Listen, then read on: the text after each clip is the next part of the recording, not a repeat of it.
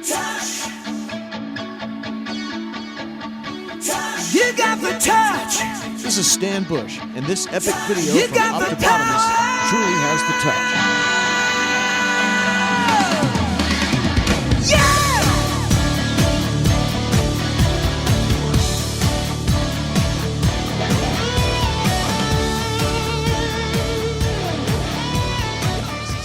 This is Optibotimus coming to with another video review, and today we're going to be taking a look at the new Transformers Prime Beast Hunters Deluxe Class Lazerback. Now, Lazerback is the first kind of brand new design for the deluxe figures. All the other ones have kind of redesigns using previous, I'm sorry, remolds using previous designs, I guess I should say. This guy is all new and really kind of interesting. They're obviously bringing back the beasts, and that's really very cool. That's a wonderful segue. As you can see, you got series number 3 or series number 2, figure number 3. You got his tech specs here. Really strong and very smart. An 8 and an 8 on those. An 8 for endurance, which is really cool. Come around here to the bottom, you got a bigger image of the other deluxe figures. This is a larger package than what we got previously with like Soundwave and Bumblebee and Wheeljack. This is thicker, so very kind of cool. I really am digging that. And then you come around here to the back. You got the Autobots from the Season 1 and Season 2 versions. You got they're calling it a Dragon mode. I'm going to say it's a Dragon mode because that's what they're calling it.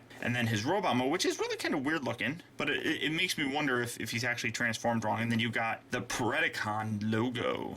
So yeah, I wonder if this is actually, I think I mentioned in my Bumblebee review that I think that he's called Predaking, and then I guess they're all Predacons. Which is, I'm so happy to see that the Predacon is coming back, but it makes me wonder if the Maximals will be returning. Who knows? Then you come up to the top and it says, the chaotic Predacon rebel whose only goal is to scour Earth clean of the Autobots. Okay. And then you got the IDW kind of code thing right here. You can check that out. Really very nice. Flip around here, back on the front. And really, that's about it. Lazerback really is kind of cool looking. I really like the colors on this guy. Really very cool. So let's get him open and see how cool he actually is. Alright guys, so here we have Lazerback opened up and out of its packaging. And continue on the story of Beast Hunters, here we have Chapter 3, which is a continuation from Chapter 2, which was Soundwave. As you can see, you do have a nice image here of Lazerback, which it's kind of hard to see. And then you come down here to the bottom section, and it says that his Toxic Strike Blaster disintegrates and destroys most armor. Double Blast can melt massive targets in seconds, and acidic fumes can cause unprotected circuits to short out. And then we come to his little, I don't want to say bio, but like I said, a bit of a story. And it says, even as he floated helplessly in the dark of his hyper-evolution chamber, Lazerback could hear what happened around him. He heard much of what Shockwave said in his strange voice, and he knew before he emerged what his plan would be. Now, freed from the chamber, he was no longer interested in what the Decepticon scientist who cloned him has to say. Lazerback refuses to serve under anyone, not an overlord like Megatron or a conqueror like Predaking. Instead,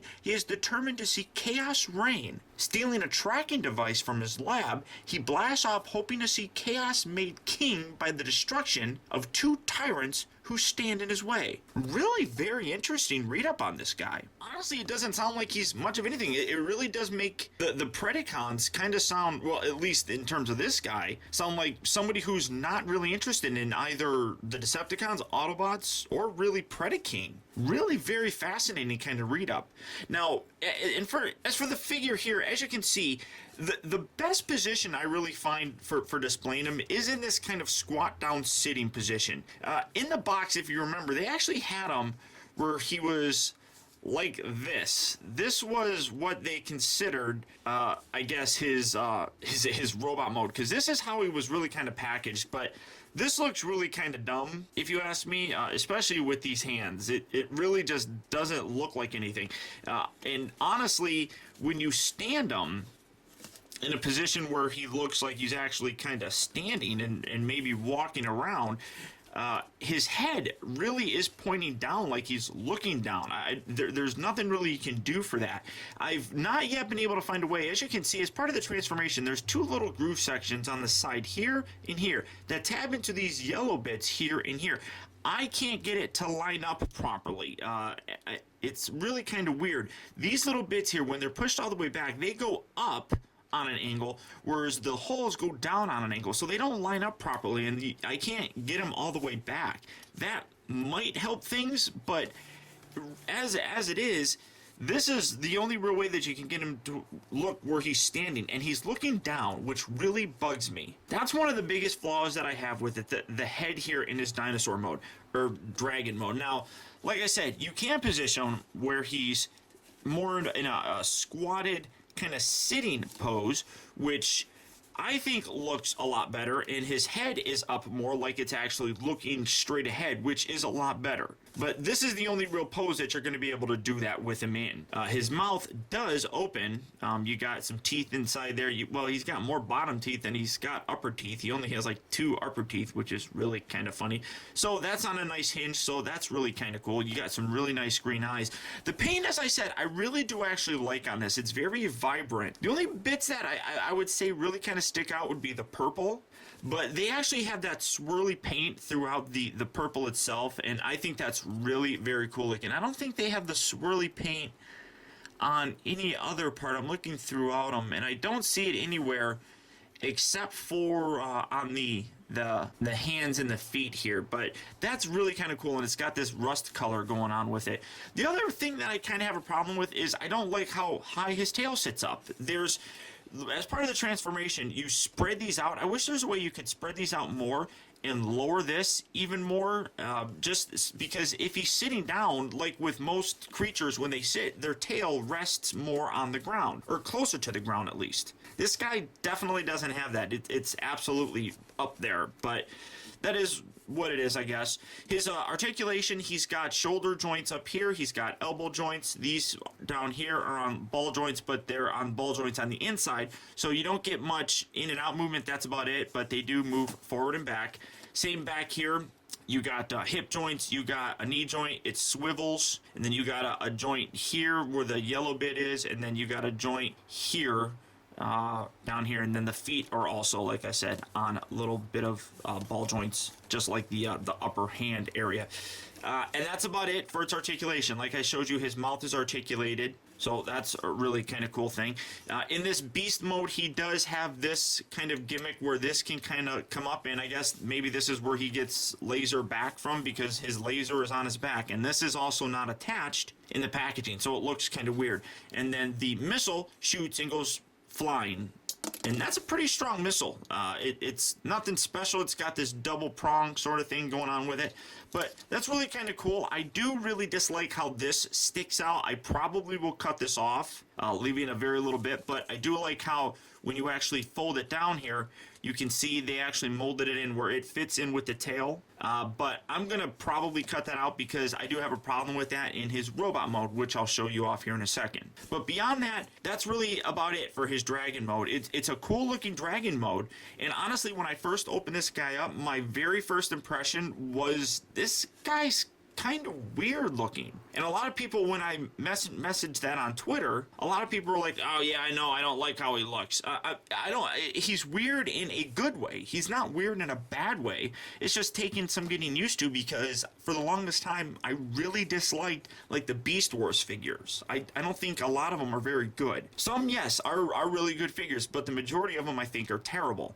This one though, I do really like, and it's just getting me used to that whole beast kind of transformer thing again. So to transform, first what you want to do, come around here, take this tail bit, and you can remove this. Now this will become a weapon, which I'll talk about here later on. Take this section here, lift this up, and then you straighten out his legs. And yeah, we're going back to the very simple Beast Hunter or Beast Wars transformations, where you just basically extend their legs, and that's about it. Then come around here, rotate this section down, angle up so you can see, then separate this out to the side. Take this bit here, you want to fold this down, rotate this around, and then the head is going to tuck underneath here. Come on now. And that's weird. That I never noticed that before. That actually looks like it. No, it doesn't rotate. But you're going to tuck that underneath there. If I can get it to tuck underneath there. Oh, his mouth was open still. There we go. So tuck that underneath there like so. Fold this section back. Fold this tail bit here up. And then you bring these together, and these are going to tab together just like so. Straighten out that, bring this bit up right there, close this, and then this actually kind of latches in here. You got a little section here that latches in kind of here on the inside there. Rotate that down, kind of straighten out his legs a little bit more. Take this, you're going to rotate this back and fold it up along the side there, then rotate it all the way around, then rotate his wrist. Do that on this side as well. Fold this back, fold this up, rotate that all the way back, rotate his wrist, kind of angle this. You're really kind of angling this however you want and basically positioning this in a way that you prefer, I suppose. But for the most part, here he is in his robot mode. Now the instructions don't show this, but these bits here actually do go up. I like lifting these up. I mean, they can go all the way up. I kind of like lifting them up more on an angle, just like so. Just give them a different kind of look, I guess. And then this can actually remove, obviously, because this is his gun. And then the instructions say to open this. This is a very soft kind of rubber on the outside. I don't know why you would want to do that. I mean, I watched my friend Bolt Matrix review, and he's like, you don't need to open it up. And really, you don't. It's just, it's kind of cool looking, I suppose. But now, for his accessories, and well, here you have him in his robot mode. So his accessories is he has this tail whip, which is a softer kind of rubbery sort of thing, but these whip things are just terrible. It's like, ooh, we have a tail, we'll make it a whip. Well, it's not articulated and you can't do anything with it, so I don't even bother using it for a weapon. What I do is I come around here, and then this hole that this plugged into, I take this and put that right in there. And that's where I have that, and it looks a little bit better, if you ask me, because it actually looks like it's part of his body. And seeing how that is part of his body in his dragon mode, I think that looks a little bit better, I suppose. And then this, I just use as a weapon. But here's again where I have a problem with how big this giant thing is. His elbow, you can't put his gun in his hand when it's bent. You have to... And even like that, it's not all that good. When it's completely straight, you can see this elbow section right here bends this, and it doesn't stand there. You actually have to put it on an angle to get him to hold it.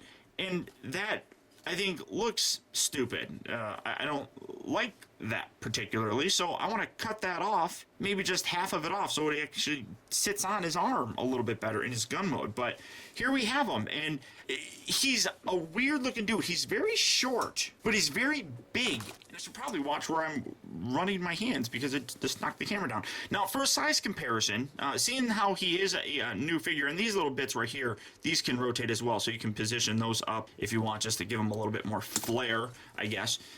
Well, I'll just get rid of that. But for a size comparison, like I said, here he is, and here's the RID Bumblebee. And as you can see, they are roughly the exact same height. It's just this guy is very stocky looking. And he's also got a lot of feet going on. I mean, those are some big clogs going on right down there. And the Bumblebee's got some big feet as well, but I mean, I think he just looks kind of stubby because of how wide and bulky he looks. And that's not necessarily a bad thing, it just gives him a weird kind of look to him, I guess. But it really is a very cool looking figure. Now what's really kind of weird is his actual face sculpt.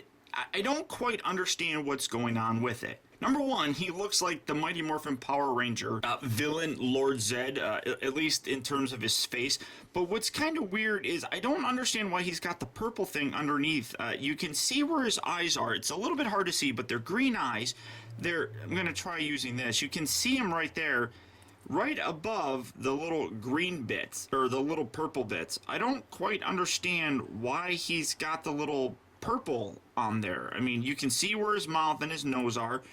I just don't understand what the purple there is for. That's really kind of ugly, if you ask me. But the sculpt is actually not all that bad. I do really kind of dig it, actually. Now, in terms of his articulation, his head is on a ball joint. It is very loose, as you can see. I mean, it's a very flimsy ball joint, but you get a full range of motion with it, left, down, upright, all that stuff. The shoulders here are on ball joints. They're basically, you're getting the exact same articulation that he got in the dragon mode. The elbows bend, his wrists do rotate. It's kind of stiff, but it rotates. Obviously nothing at the waist. The hips are on ball joints as well. The knees are on joints. They rotate. I mean, you got all these weird joints all over the place for this guy. So the articulation is very nice, so posability would be pretty good. There's nothing really hampering the posability on this guy. And with his big giant feet, he probably could get some really sick poses, but I suck at posing. You guys know that. Beyond that, though, I mean, I do dig the guy. I really think that this kind of helps his overall look.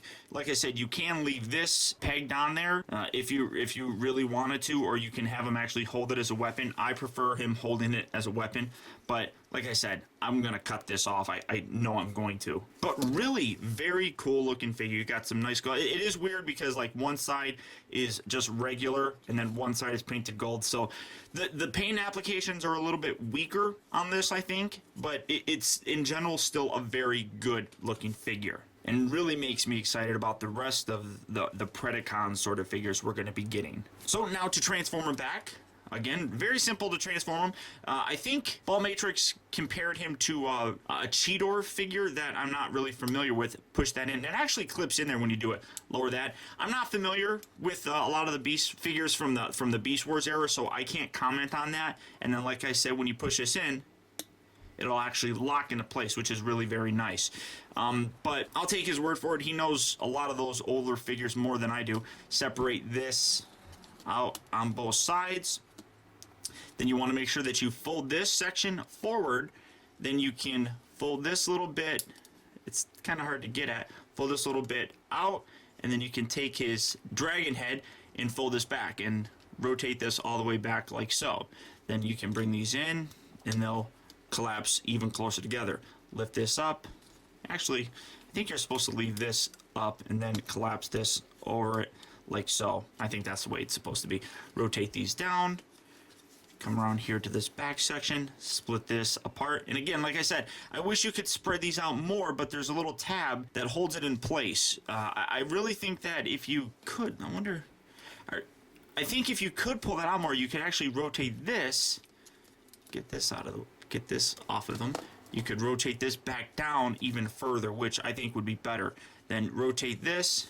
Take this little section here, and I love how the weapon is integrated into the actual body. Not just stored, but it's actually integrated. Like I said, you got the spikes here in the back, which is really very cool. Then you come around here, push this all the way down. That'll clip into place. Kind of tuck that in there. Put that right like so. Bring the tail. Tuck this on the underside. And then you just position his legs back down like so.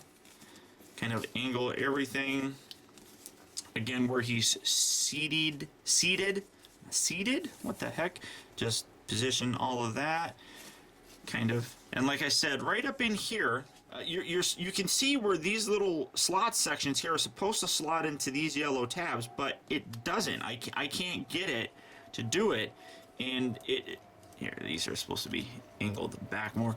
And it really does kind of bug me because, as you can see, I don't know if you can make that out. This is actually pointing up, whereas this is also pointing up kind of at the same time. So it doesn't, you can line them up, but you can't actually get them to go into one another like that, which really does kind of annoy me. But here you have him back in his dragon mode. Now, whether or not you're going to like this figure obviously is going to be the determining factor on if you're going to want to pick this guy up. But that being said, this has really kind of renewed my faith in Beast figures. Thundertron was a nice step in that direction, and Lazerback here really is a continuation of that. I'm really liking where they're going with these kind of dragon-looking figures, and this isn't the only dragon-looking figure that we're getting. We're getting Ripclaw. She's coming out, I think, in the next series, and then obviously we have the Voyager class Predaking coming out later on, and all of them I really think look terrific, and I'm very excited to see what actually is going to happen with these characters. The dragon mode here has some weaknesses, I think. The tail and the head being the biggest weakness, and only because it's stuck kind of looking down, and that forces you to kind of have him in this squat sitting position. That's really the only negative aspect. The transformation on this guy is really very simple. It is very much like a lot of those Beast Wars figures, where you just stand them up basically. But for me, one of the biggest problems that I had with a lot of those Beast figures was that looking at them when they were in their Beast mode, you can totally tell that they're just folded up kind of robot parts. This doesn't look all that bad in my opinion. I mean, he's got visible hand syndrome, which it isn't too terrible. You could probably actually paint that and make it hide a little bit better. But when you're looking at this guy, he just looks like a robotic dragon, I guess. Not necessarily a humanoid robot, I suppose. And that's one thing that I always had a problem with a lot of those Beast Wars figures. They just didn't hide it very well in the Beast mode. These are really starting to look pretty good, and that's just the product of the times. The engineering is better, the designs are better, and I'm really liking it. So yeah, the transformation is simple, but it's still enjoyable to do. Now when you come to the robot mode, he's kind of weird looking, mostly because he looks kind of stubby, I guess. He's not too small. He fits in with the rest of the deluxe figures. He's just a little bit wider, so he looks thicker than he should be. He almost looks like he should be like a Voyager figure, and he's squashed down, kind of. And then the face sculpt with the purple paint like under his eyes and around his nose, it's kind of weird. But beyond that though, it's a really good looking figure. This guy is out right now at stores, but if you're having a hard time finding him, go ahead and click on the link down in the video description. That's going to take you to Big Bad Toy Store. You can pick this guy up individually, or you can buy the entire first wave of deluxe figures together and pay about $10 cheaper than I paid just yesterday buying all 4 of these. So it's actually cheaper to go through Big Bad Toy Store than my local Toys R Us. So if you are interested in these, I would absolutely pick them up through Big Bad Toy Store. This is a wonderful figure, and I really think a lot of people are going to enjoy at least this particular figure. But that's about it, guys. So thank you for tuning in. This has been Optibotimus. Keep in touch with me. Find out recent purchases as well as upcoming video reviews all at facebook.com/teambotimus and follow me on twitter.com/Optibotimus. And until next time, I'll talk to you later. When the going gets rough, you've been put to the test.